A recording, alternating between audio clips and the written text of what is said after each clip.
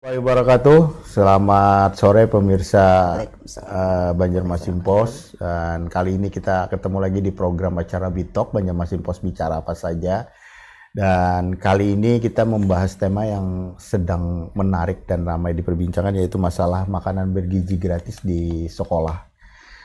Dan kali ini kita kedatangan 3 narasumber kita di studio, yaitu Ibu Lailan Supinah ya Bu ya, dari Kepala Sekolah Kepala SDN Pangeran 3 Banjarmasin. Selamat sore Bu. Selamat sore. Kemudian yang kedua Pak Faisal Rahman, Pak. Kepala SMP Negeri 24 Banjarmasin Pak ya. Selamat sore Pak. Salam sehat. Sebenarnya PLT Pak. PLT ya. PLT Di 30 karena pensiun, jadi PLT juga. PLT-nya Bapak. Dan juga kita dalam kesempatan ini juga mengundang Pak Dr. Pahrianur, yaitu sosiolog dari Universitas Lamu Mangkurat. Selamat sore Pak. Selamat sore. Waalaikumsalam warahmatullahi wabarakatuh. Pemirsa, masalah makan gratis ini sekarang sudah juga dilakukan di Banjarmasin khususnya, dan mungkin ada beberapa daerah lain. Dan kali ini kita setelah berjalan mungkin hampir 1 minggu, kita juga mau mendengar dari kepala sekolah maupun juga nanti pengamat Pak sosiolog Pak Pahrianur, bagaimana ini kebijakan-kebijakan yang diberlakukan oleh pemerintah pusat dan bagaimana menurut Bapak ke depannya. Tapi untuk yang pertama mungkin Pak Faisal Rahman Pak. Mungkin setelah 1 minggu ya Pak ada Pak? Betul, Lebih. 1 minggu. 1 minggu lebih. Ini hari ke-5, hari ke-7 Pak. Hari Kalau ke-7. kita karena 5 hari belajar kan. Senin sampai Nggih. Jumat, Senin, Selasa, Rabu. Gitu. 8 hari. Sudah 8 hari berjalan Pak ya. Iya, Jadi kalau 8 hari ini gimana nih Pak evaluasi yang mungkin bisa yang bisa dilakukan nih Pak? Oke, makasih Pak. Yang pertama kita mengapresiasi dulu Pak bahwa ini sebuah program yang walaupun mungkin dalam prosesnya sedang dikerjakan secara bertahap, tapi ini disambut dengan suasana yang nyaman ketika itu di sekolah. Karena kita melihat dari segi manfaat, penambahan gizi, nutrisi untuk anak, apalagi di sekolah dengan 831 siswa, tidak semua siswa itu menengah ke atas Pak. Ya, Kadang-kadang ada siswa itu yang menengah ke bawah. Jadi itu respon siswa secara umum dan respon kawan-kawan di sekolah itu sangat gembira sekali. Alhamdulillah paling tidak kan ada bantuan yang bisa dirasakan oleh siswa secara langsung di sekolah. Itu yang pertama. Yang kedua, yang kita pikirkan adalah bagaimana manajemen kinerja dan mutu dalam memastikan mutu dalam mendistribusikan, karena sekolah ini kan Pak berikan makanan gizi, makanan sehat dan bergizi oleh catering. Nah nanti kita yang menyalurkan dan kita yang akan mengawasi dan mengarahkan. Jadi kita itu juga perlu tim manajemen yang efektif Pak. Karena kadang-kadang guru juga tugasnya tidak hanya mengurus itu. Yang lain juga ada yang mengajar, ada yang harus mengawasi siswa, ada yang mengurus yang lain. Nah itu juga perlu sebuah kendali mutu yang efektif sehingga kegiatan ini yang sudah bagus bisa maksimal manfaatnya diterima oleh siswa di sekolah. Nah itu sementara Pak yang kita coba rasakan, yang habis itu kita coba terapkan nanti dalam proses pendistribusian dan sebagainya. Nah kalau di tempat Ibu sendiri bagaimana nih Bu di SD Pangeran 3 Banjarmasin nih Bu? Makasih Pak. Alhamdulillah untuk respon anak sangat baik sekali. Senang sekali anak, apalagi setiap hari biasa yang anak itu tidak rajin turun sekolah, sekarang jadi rajin Pak. ada makanan gratis bergizi ini. Jadi anak yang biasa kalau pelajaran agama Islam sering tidak turun Pak, karena ada ini hafalan. Jadi anak banyak nggak turun. Jadi kalau pas makanan gratis ini semua turun. Alhamdulillah. Untuk di sekolah kami ya jarang, nggak ada sih anak yang nggak turun. Jadi 100% ya. Kadang-kadang jadi semakin rajin kecuali sakit dia baru nih. Bu kalau mereka pertama ini kan termasuk SDN Pangeran 3 ini.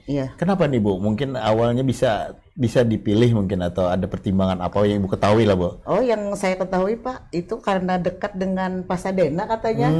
Ya, Catering. harus dicari, diutamakan yang dekat dulu Yang dekat dengan dulu. Pasadena ya. Iya. Makanya itu Pak, di Kejaksaan tempat ulun, TK dapat juga. Oh, TK dapat juga. ya, TK Kejaksaan itu. Dan Pangeran 3. Karena kan ya paling jauh berapa meter aja gitu Pak. Iya betul, jadi ada sulit untuk transportasinya bola. Dekat.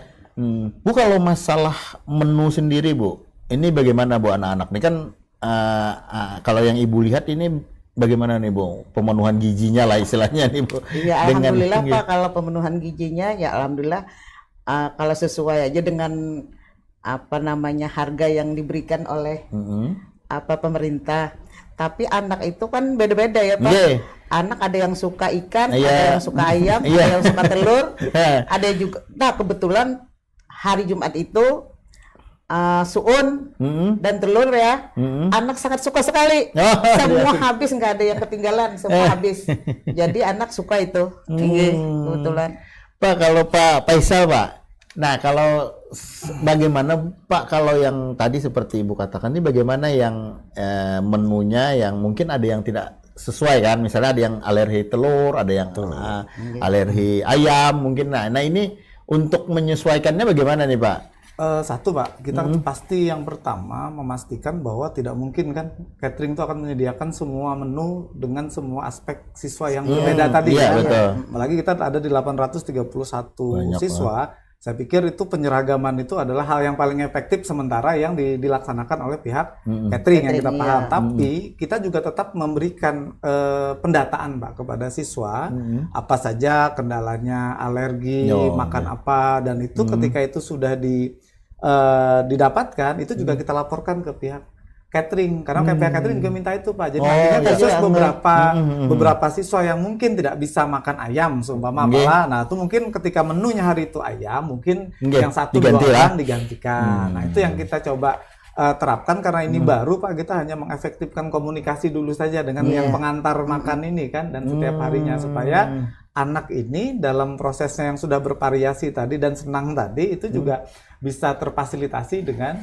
baik. Jangan sampai ada hal-hal yang kecil malah menutup hal yang manfaat yang lebih besar yang kita sudah terima selama ini. Mungkin seperti itu sih. Kita mau evaluasi secara internal sambil jalan, sambil melihat nanti hasilnya seperti apa. Benar Pak.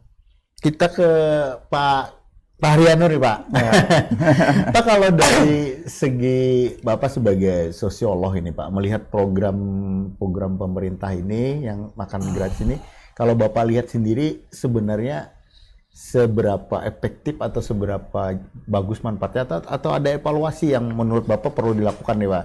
Ya, kalau dalam pandangan saya ya, terima kasih Mas sebelumnya ya. Program ini sekali lagi layak untuk diapresiasi oleh masyarakat, didukung oleh masyarakat.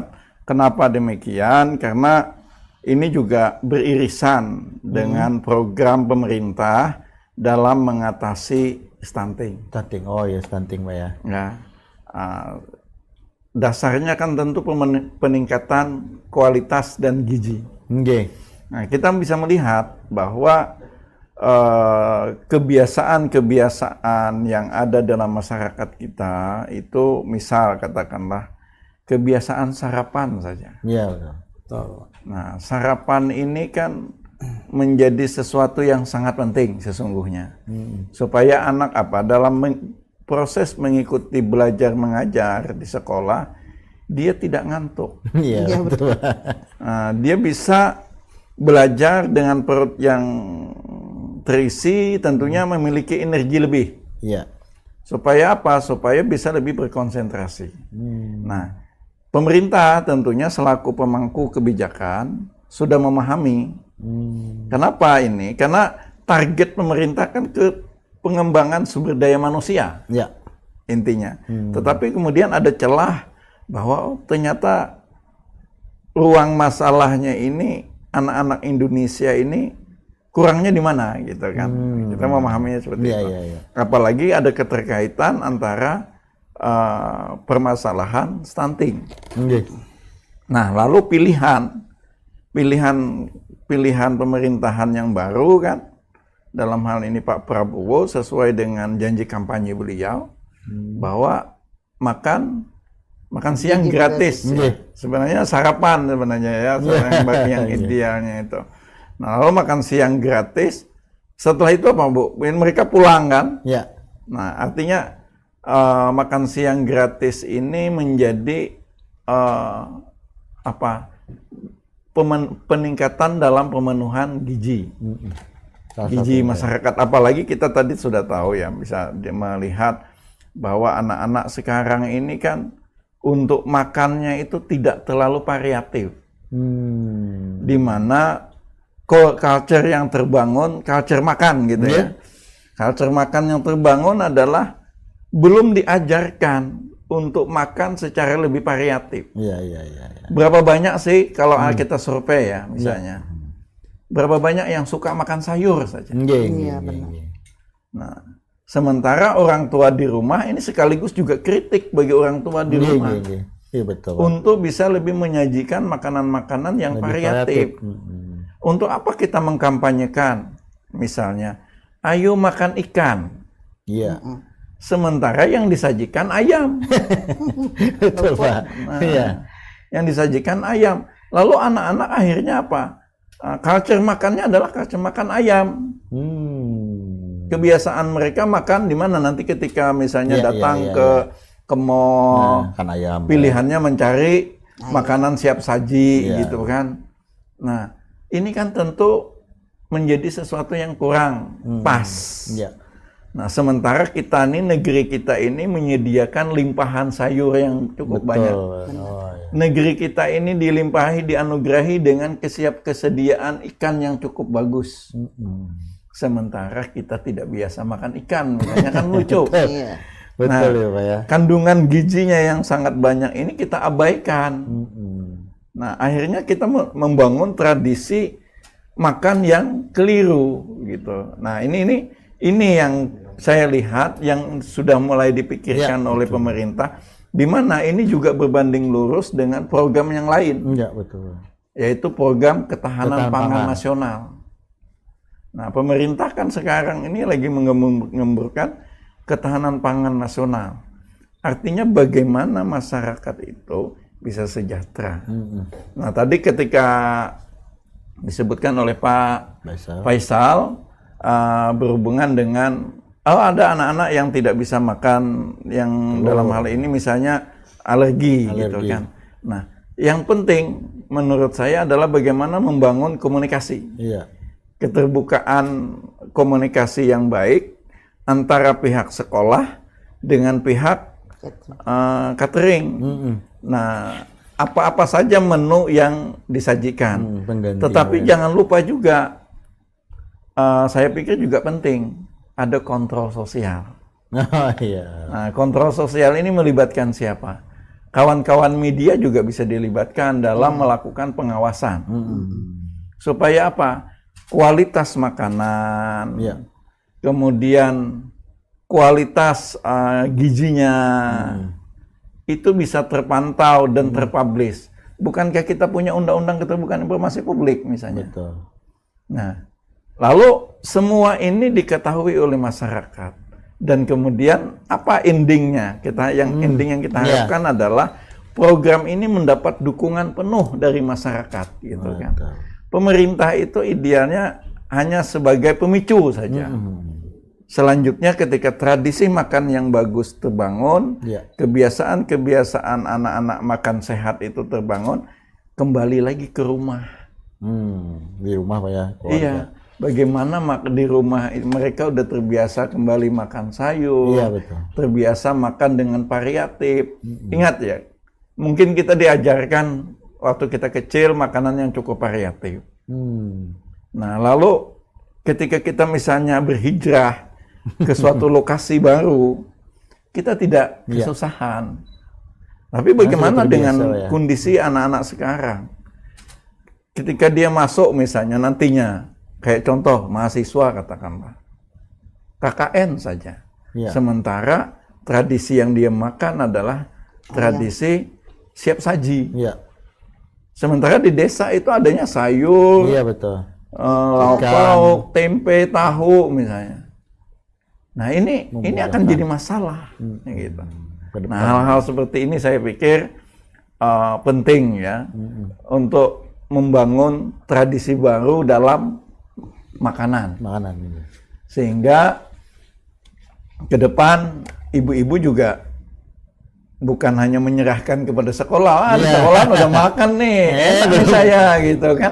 Ya bukan begitu maksudnya urusan dari sekolah gitu saja kan. nih Pak ya. Ya, Tapi dilakukan juga nanti. ya udahlah, saya bebas nih tanggung jawab saya sebagai seorang ibu gitu ya. Makan siang lagi Pak ya. Karena tidak perlu makan siang lagi, menyiapkan, udah disiapkan sekolah ya, bukan begitu maksudnya gitu. Tapi bagaimana kualitas makanan itu juga Berlaku membangun di rumah. tradisi baru dalam hal makan, variasi makan, itu juga menjadi sangat penting. Ini menarik nih Pak ini. Pak Faisal nih Pak, kita kembali Pak Faisal. Pak, kalau untuk di sekolah Pak, ini kan anak-anak sudah mulai dibiasakan nih kan. Betul. Nah, tapi mungkin bagaimana nih Pak untuk yang kedepannya mereka sendiri ada nggak Pak? Sementara ini kan mungkin pasti adalah keluhan-keluhan dari siswa ini sendiri Pak. Tapi sebelumnya Pak kita break jeda iklan dulu Pak. Siap. Download Tribun X sekarang. Menghadirkan lokal menjadi Indonesia.